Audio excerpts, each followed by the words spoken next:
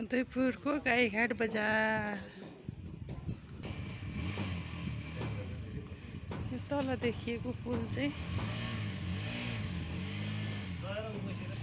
बरुवा खोलाको पुल।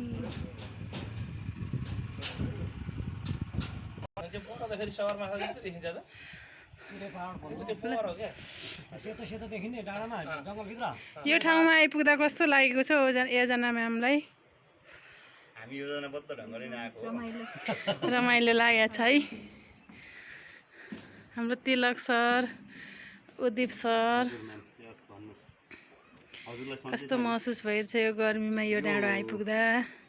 तम्मर सर, यो चाहिँ तपाईको हप्ता दिनको चाहिँ जुन यो गाईघाटको बसाइको वितृष्णा थियो, एकदम रमाइलो लागेको छ।